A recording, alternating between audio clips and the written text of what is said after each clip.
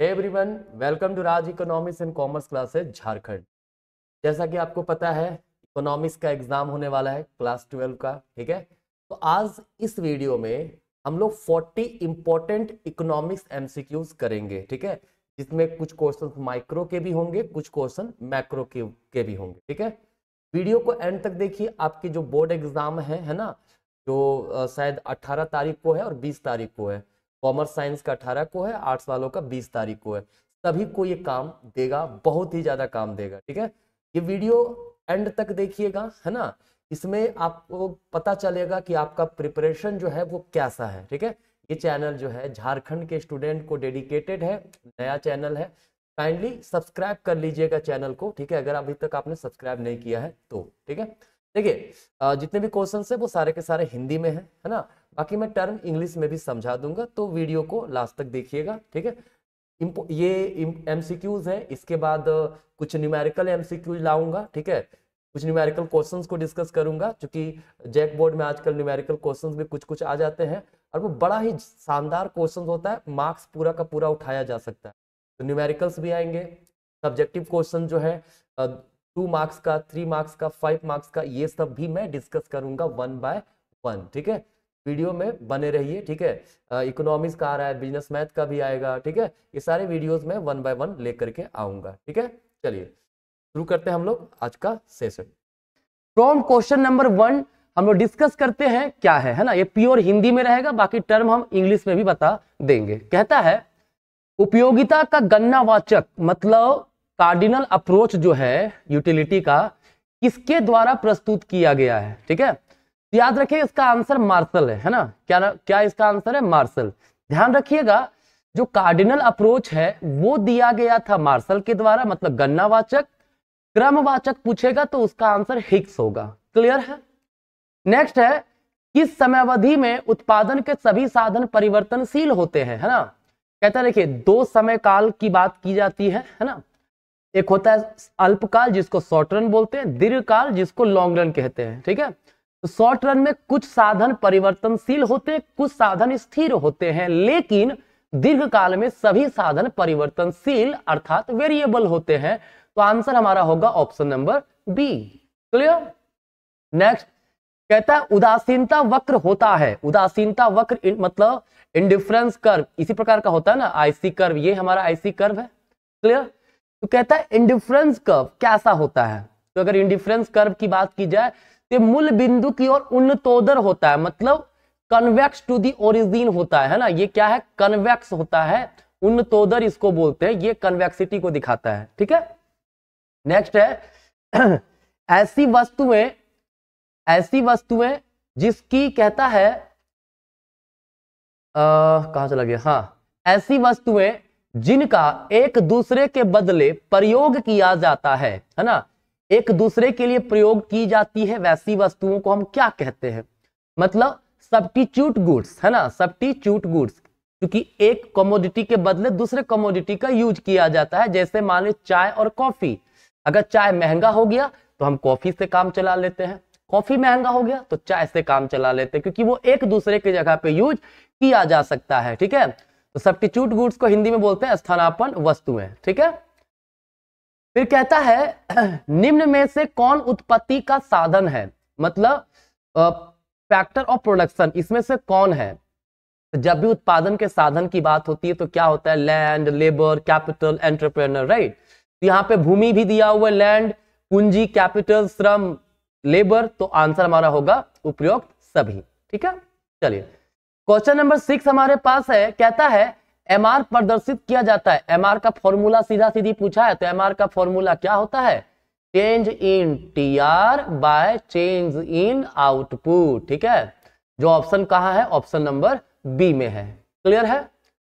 Question number 7 कहता है निम्न में से कौन एकाधिकार की विशेषता नहीं है। एकाधिकार मतलब मोनोपोली की विशेषता नहीं है। मोनोपोली कैसे बाजार को कहते हैं?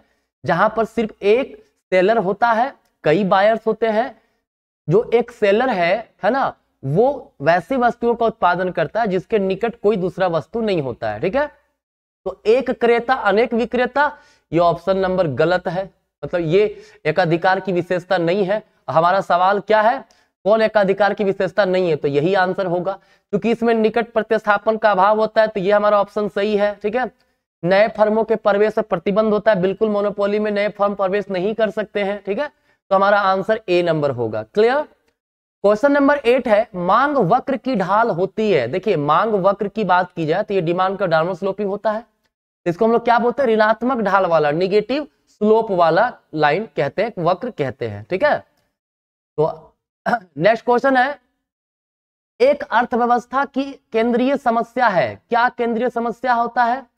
देखिए, हर अर्थव्यवस्था की केंद्रीय समस्याएं होता है कि संसाधनों का आवंटन कैसे करें, इकोनॉमिक डेवलपमेंट कैसे हो, साधनों का कुशलतम ऑप्टिमम यूज कैसे हो, तो उपयुक्त सभी। Answer option number D. ठीक है, कहता है निम्न में से व्यष्टि अर्थशास्त्र मतलब माइक्रो इकोनॉमिक्स की शाखाएं कौन कौन सी है? वस्तु कीमत का निर्धारण बिल्कुल माइक्रो इकोनॉमिक्स के अंतर्गत आता है, साधन कीमत का निर्धारण ये भी आता है, आर्थिक कल्याण ये भी आता है। आंसर फिर से होगा ऑप्शन नंबर डी। ठीक है, 11 नंबर है, कहता है पूर्ति बेलोजदार होती है, मतलब कीमत बढ़ घट भी जाए तो पूर्ति में परिवर्तन नहीं होगा। ये कब होता है? तो ये अति अल्प काल में होता है। ठीक है, याद रखिएगा, अति अल्प काल में पूर्ति में किसी भी प्रकार का परिवर्तन नहीं होता है ना। चलिए नेक्स्ट क्वेश्चन है, क्वेश्चन नंबर 12। ये क्या कहता है, निम्नलिखित में कौन उत्पत्ति का साधन नहीं है? भूमि उत्पत्ति का साधन है, श्रम भी है, पूंजी भी है, मुद्रा उत्पत्ति का साधन नहीं है, क्योंकि मुद्रा को अलग से नहीं लिया जाता, वो पूंजी के अंतर्गत ही आता है। ठीक है, कहता है माइक्रोज शब्द की उत्पत्ति कहां से हुआ है? ग्रीक वर्ड से हुआ है। ग्रीक वर्ड क्या है? माइक्रोज, है ना, ये शब्द वहीं से आया है। ठीक है, चौथा नंबर है, 14th नंबर, आर्थिक समस्या मूलतः किस तथ्य की समस्या है? चयन की समस्या, उपभोक्ता चयन की, फर्म चयन की, इनमें से कोई नहीं। देखिए, जो आर्थिक समस्या उत्पन्न होती है चुनाव की समस्या होती है। ठीक है, कहा जाता है ना, जो स्कार्सिटी मतलब जो संसाधन होते हैं वो सीमित होते हैं, तो सीमित संसाधनों के समय में प्रॉब्लम आता है किसका? चुनाव का। चाहे वो उपभोक्ता हो या उत्पादक हो, उसे चुनाव करना पड़ता है क्योंकि साधन सीमित होता है। ठीक है, तो आंसर हमारा ए होगा। क्लियर। क्वेश्चन नंबर 15, उपयोगिता की निम्न में से कौन सी विशेषताएं हैं? उपयोगिता एक मनोवैज्ञानिक धारणा है, बिल्कुल सही। उपयोगिता व्यक्तिपरक होती है, बिल्कुल सही। उपयोगिता का विचार सापेक्षिक है, बिल्कुल सारे सही हैं। ठीक है, नेक्स्ट है 16 नंबर, उपयोगिता की माप को मापा जा सकता है किसके द्वारा? मुद्रा के द्वारा, वस्तुओं के विनिमय द्वारा, वस्तु के वजन के द्वारा। देखिए, उपयोगिता को ना मार्शल और पीगू ने कहा था मुद्रा के रूप में माप सकते हैं। ठीक है, चलिए यहां तक कोई दिक्कत नहीं है। अब देखते हैं क्वेश्चन नंबर 17, कहता है निम्न में से कौन गोसेन का दूसरा नियम है? सम सीमांत उपयोगिता का नियम जो है वो गोसेन का द्वितीय नियम है। प्रथम नियम उपयोगिता ह्रास नियम है। ठीक है, याद रखिएगा, कोई दिक्कत नहीं। चलिए, कहता है 18 नंबर, जब एक्स वस्तु की कीमत में परिवर्तन वाई वस्तु की मांग को प्रभावित करता है तो यह मांग कहलाता है। जैसे माने हमारे पास दो वस्तुएं एक्स और वाई, जब एक्स वस्तु का कीमत में परिवर्तन हुआ तो वाई का मांग प्रभावित होता है। ऐसा कब होता है? तिरछी मांग में। कैसा? तिरछी मांग में। क्लियर। चलिए नेक्स्ट है 19 नंबर, उत्पादन फलन में कौन उत्पादन किसका फलन है? उत्पादन फलन में देखिए आउटपुट किसका फंक्शन होता है? Land, labour, capital, entrepreneur. मतलब उत्पादन जो है वो उत्पादन के साधनों पर निर्भर करता है, तो उत्पत्ति के साधनों का। ठीक है, तो आंसर होगा हमारा बी। क्लियर है, कोई दिक्कत नहीं। चलिए आगे बढ़ते हैं। कहता है मौद्रिक लागत में निम्न में से किसे सम्मिलित किया जाता है? सामान्य लागत, सामान्य लाभ, व्यक्त लागतें, अव्यक्त लागतें, उपरोक्त सभी। सभी देखिए, मौद्रिक लागत जो होता है ना, इसमें तीन चीज हमें कहता है, normal profit plus explicit cost और इम्प्लिसिट कॉस्ट। ठीक है, नॉन प्रॉफिट सामान्य लाभ, एक्सप्लिसिट को मतलब व्यक्त लागतें और अव्यक्त लागतें। क्लियर। चलिए 21 नंबर कहता है समष्टि अर्थशास्त्र के अंतर्गत निम्न में से किसका अध्ययन किया जाता है? समष्टि अर्थशास्त्र में मतलब बड़े पैमाने पे हम लोग स्टडी करते हैं। ठीक है, पूरे देश की, पूरे अर्थव्यवस्था की बात करते हैं, तो आय और रोजगार का सिद्धांत सही होगा, सामान्य कीमत स्तर मुद्रास्फीति भी सही होगा, व्यापार चक्र का सिद्धांत ये भी सही हो गया, तो मतलब उपयुक्त सभी होगा। क्लियर। चलिए नेक्स्ट क्वेश्चन नंबर 22 कहता है पूंजी के स्टॉक में वृद्धि कहलाती है।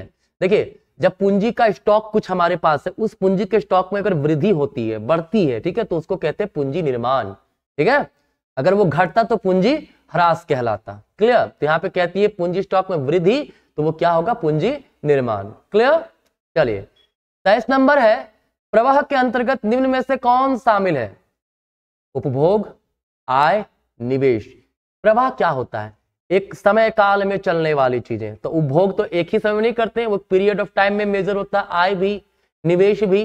तो प्रयोग सही हमारा आंसर होगा। ठीक है, कहता है नेक्स्ट क्वेश्चन है, प्राथमिक क्षेत्र में सम्मिलित होता है कौन? कृषि, खुदरा व्यापार, लघु उद्योग, कृषि। क्लियर? प्राथमिक क्षेत्र में कृषि और कृषि संबंधी चीजें शामिल होता है। ठीक है, द्वितीय क्षेत्र में जो हमारा होता है उद्योग वो, और तृतीय क्षेत्र में सेवा क्षेत्र जिसको कहते हैं, ठीक है, वो शामिल होता है। 25 है, कहता है एनएनपी एमपी निम्नलिखित किसके बराबर है? एलएनपी मतलब net national product at market price. ठीक है, बाजार कीमत पर निवल राष्ट्रीय उत्पाद। तो ये कब होगा ना, याद रखिएगा, जब जीएनपी एमपी में घिसावट को माइनस कर देना तो वो बन जाएगा हमारा नेट नेशनल प्रोडक्ट। ये जीएनपी एमपी है, उसमें माइनस कर घिसावट, तो ग्रोस जो जीएनपी है वो एलएनपी बन जाएगा। ठीक है,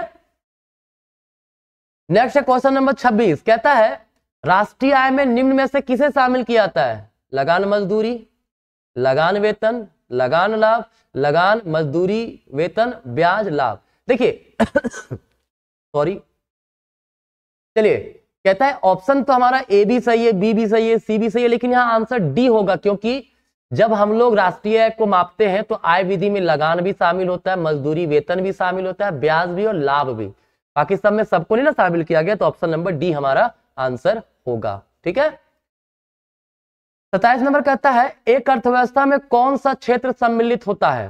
प्राथमिक क्षेत्र, द्वितीयक या तृतीयक? ऑब्वियस सी बात है, किसी भी अर्थव्यवस्था में तीनों क्षेत्र शामिल होते हैं। ठीक है, चलिए, काफी सिंपल क्वेश्चन है ना, काफी मजेदार क्वेश्चन है ना। याद रखिएगा ये सारे क्वेश्चन आपके एग्जामिनेशन पॉइंट ऑफ व्यू के लिए इंपॉर्टेंट है ना, कोई दिक्कत नहीं। चलिए क्वेश्चन नंबर 28 कहता है राष्ट्रीय आय की गणना में निम्न में से किसे सम्मिलित नहीं किया जाता है? जब राष्ट्रीय आय की गणना करते हैं तो किसे शामिल नहीं करते हैं? पुरानी वस्तु क्रय विक्रय, ये शामिल नहीं होता है। मध्यवर्ती वस्तु, ये भी शामिल नहीं होता है। तो आंसर सी होगा, ऑप्शन नंबर ए और बी। देखिएगा राष्ट्रीय आय में पुरानी वस्तुओं का क्रय विक्रय, मध्यवर्ती वस्तु, अवैध तरीके से अर्जित किया हुआ आय, ठीक है, इन सब चीजों को शामिल नहीं किया जाता है। ठीक है, नेक्स्ट क्वेश्चन कहता है आरबीआई का राष्ट्रीयकरण कब हुआ था? तो 1949 में। ठीक है, इसको स्थापित किया गया था 1935 में, 1935 में स्थापित हुआ था, और 1949 में इसका राष्ट्रीयकरण हुआ। राष्ट्रीयकरण मतलब इसका जो मेजर शेयर है सरकार अपने अंडर ले लिया। ठीक है, 30 नंबर क्वेश्चन है केन्स के अनुसार अर्थव्यवस्था में आय एवं रोजगार का संतुलन कहां स्थापित होता है? जहां पे aggregate demand equal to aggregate supply हो, तहां पे। ठीक है, मतलब समुचित मांग बराबर समुचित पूर्ति, अर्थात समग्र मांग बराबर समग्र पूर्ति। क्लियर है? नेक्स्ट कहता है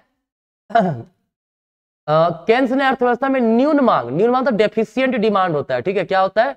डेफिशिएंट डिमांड। ठीक है, कहता है कि दशा को किस नाम से पुकारा है? डेफिशिएंट डिमांड का मतलब क्या होता है? पूर्ण रोजगार के पहले संतुलन। ठीक है, देखिए ध्यान रखिएगा, जैसे मान लीजिए ये हमारा एग्रीगेट सप्लाई है, ठीक है, ये एग्रीगेट डिमांड है फुल एम्प्लॉयमेंट पे, यहाँ पे क्या है? फुल एम्प्लॉयमेंट है यहाँ पे। ठीक है, लेकिन एग्रीगेट डिमांड हमारा मान लीजिए ये है एडी। क्लियर? तो इक्विलिब्रियम तो यही हुआ ना, कम हुआ ना, तो ये न्यून मांग की स्थिति है, तो पूर्ण रोजगार के पहले संतुलन हो गया, तो ये अपूर्ण रोजगार संतुलन हम लोग इसको कह सकते हैं, क्योंकि पूर्ण रोजगार के पहले हो रहा है। क्लियर है? नेक्स्ट क्वेश्चन है पंजाब नेशनल बैंक निम्न से क्या है? व्यापारिक बैंक, केंद्रीय बैंक, सहकारी बैंक, निजी बैंक? व्यापारिक बैंक है, क्योंकि इसका राष्ट्रीयकरण हो चुका है। केंद्रीय बैंक आरबीआई हमारा है, मतलब रिजर्व बैंक ऑफ इंडिया। ठीक है, चलिए क्वेश्चन नंबर 33 देखते हैं। कहता है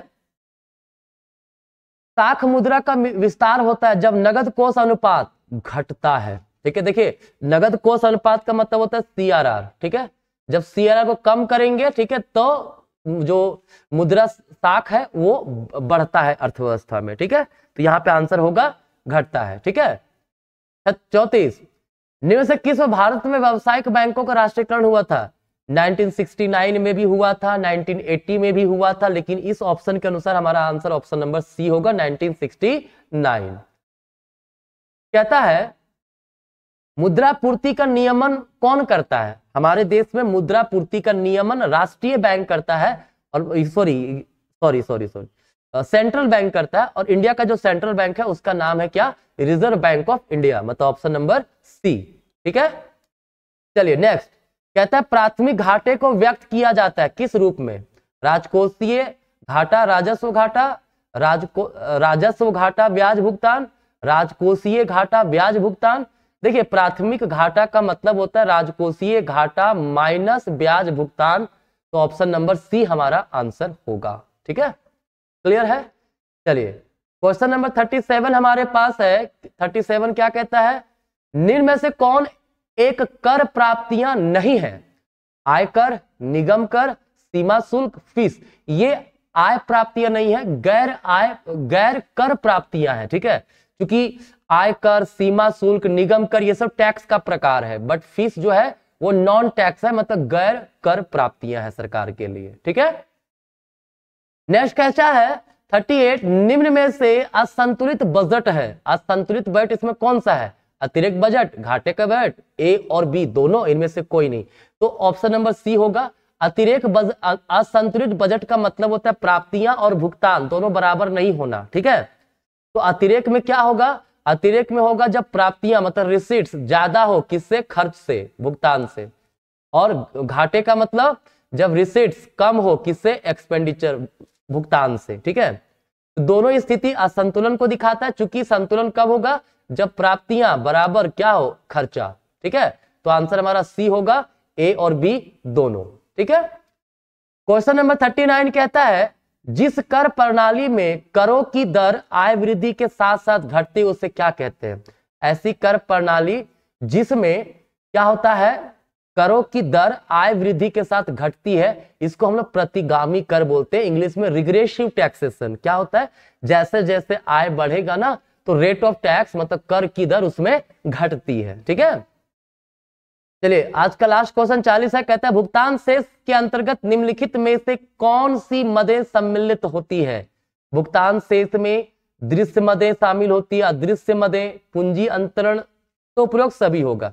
दृश्य मदें मतलब वस्तुएं, अदृश्य मदें मतलब सेवाएं, पूंजी कैपिटल ट्रांसफर बोलते हैं पूंजी अंतरण को। ठीक है, तो सभी चीजों को भुगतान शेष के अंतर्गत शामिल किया जाता है। ठीक है, तो देखिए ये जितना मैंने क्वेश्चन बताया आपके लिए इंपॉर्टेंट है, प्लीज शेयर कीजिए ज्यादा से ज्यादा, ताकि लोगों तक ये वीडियो पहुंच पाए। आने वाला एग्जाम में काफी हेल्पफुल आपके लिए ये होगा। ठीक है, चलिए तो आज कहीं तक, मिलते हैं नेक्स्ट क्लास में, तब तक के लिए धन्यवाद।